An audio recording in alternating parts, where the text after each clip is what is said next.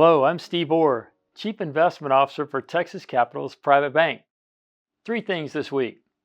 Another week of reality versus noise, early vacation for stocks, and the jobs market. Let's have a quick perspective on the Iran conflict. Depending on how you count, this is the fourth or fifth time where radical Islam and the West have fought each other. Now, these eras seem to occur about every 150 to 200 years. And the last time our sailors and merchantmen were being attacked at sea, Thomas Jefferson wrote to the Continental Congress to request a navy. And that's how our Marines got the shores of Tripoli in their song. Now, in each of these eras, the West took about 40 years to come to terms with the threat. Here, we're at 47 years. So we expect there's going to be some change in Iran's status over about the next 6 weeks or so. In the meantime, crude oil prices are about 60% higher than they were at the end of last year. Global events rattle markets, but they rarely change the long-term trend. For stocks, the long-term trend is still bullish. In the short term, those war fears are still rattling Mr. Market's cage. The S&P 500 down about 2% this year. NASDAQ down about 3.5%.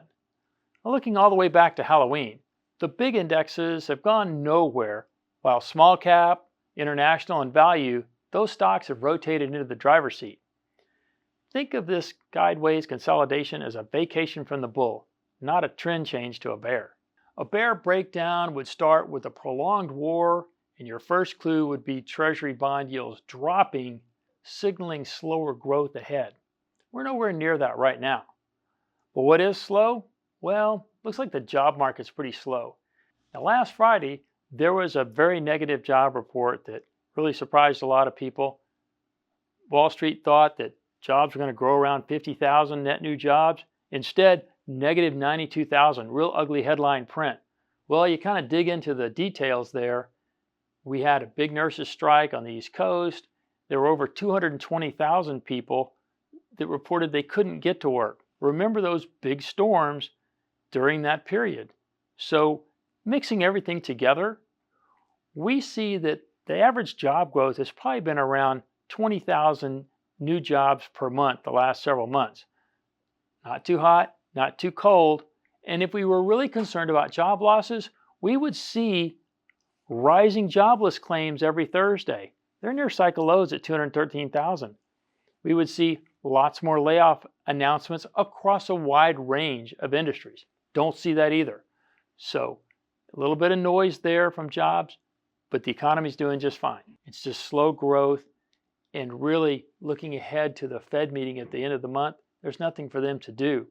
Now, they are going to have some conversations about inflation. CPI comes out this week. Consumer prices, a big chunk of that headline is gasoline prices. I think we all know this last few days, gas prices jumped up. I can tell you, driving down Texas from Dallas to Austin and back this weekend, seems like everybody got on the phone from Exxon to QT, all these different places. Everybody was $3.19, whereas, say, Thursday, it was $2.79. Quite a jump. I was impressed. And when the BLS folks go to set inflation next month, those higher gasoline prices are going to feed into the number. It's going to come out and make Wall Street very nervous. So just know what we care about is a longer term inflation. 2 years out, we can see some forces building. A year out, we can see forces building. We're kind of at a little bit of a low right now, and we're going to jump up next month a little bit with gasoline prices, but we're still kind of in this 2.5% to 3% range. So just know those headlines are in your future, but also in your future, the administration seems to think a couple of weeks. We think about 6 weeks or so, you're going to see some sort of accord on Iran, and a lot more oil, not just the Iranian oil, but a lot of other countries' oil is going to be flowing out of the Strait of Hormuz, and those oil prices are going to come down. And we think this is all going to look back in a few months here at a very nice buying opportunity in the context of an economy that's still going to grow around 3% this year. Until next time.